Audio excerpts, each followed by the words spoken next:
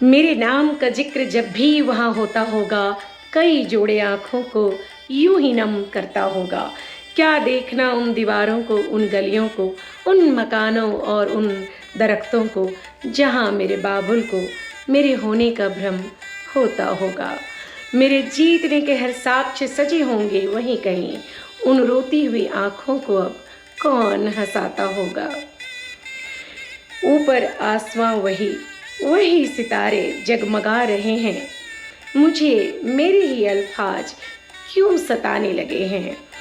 दूरियों ने मुकम्मल किए हर सवालो जवाब, अब सिसकियों से दामन हम भिगोने लगे हैं। मेरे हारने के वो सारे किस्से माँ, बस अपनी ही ओठों में दबाए रखना, वो कुछ और नहीं, उन टूटे से रिश्तों की आह भर थी। वो अनगिने से अपने इस अकेले से मन को फिर से सताने लगे हैं। हाँ माँ, मेरे अंतर मन का मन फिर से रोने लगा है, भूले बिसरे रिश्तों को फिर से जीने लगा है। कैसे कहूँ, हर रोज सजाती थी जो घर का कोना कोना, आज सहेज रही थी झोले में शेष बचा सब अपना। कांप गई जब माँ ने बोला, नए नवेले ही रखना बिटिया, हुए पुराने वो अंग वस्त्र, टिकुली चूड़ी अनगिनत अन्य, वो उस कोने में रख देना। कल अजान के पहले ही मंदिर मैं हो आऊँगी, जिसके दिल जो भा जाए वो उसको ही दे आऊँगी। उस कोने का नन्हा सा पौधा हर्षित होकर पुलक उठा। मेरे बीत चुके कल थे वो सारे, पाकर जैसे मचल गया। सुबह उठी जब भाभी बोली, अब क्या लेना और क्या देना, कुछ मोह पुराने से होते, कुछ आर्द्र हृदय अधिकार की। आँखों में बसता वो काजल गालों पे तड़प कर बिखर गया। भींगी भींगी सी नज़र उठी तो दिखा पुराना प्रिय नकली हार, भाभी की बाहों में झूल रहे थे।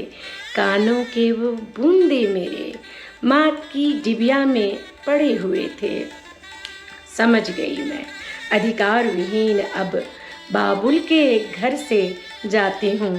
मन दफन हुआ था यादों में, पावों की पायल बोल उठी। यादों के पल अशेष अभी, अब साथ मेरे ये ही जाएंगे, बाकी सब तो ताम झाम है। मन बोल उठा, मन को क्या खेद, देह विवश है जाने को।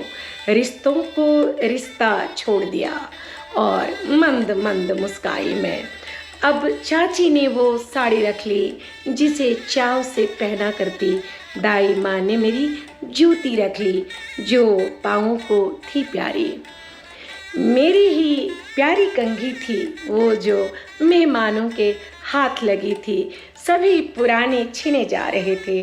शेष बचे मेरे कॉपी के पन्नों पर भाई भतीजे लिखे जा रहे थे।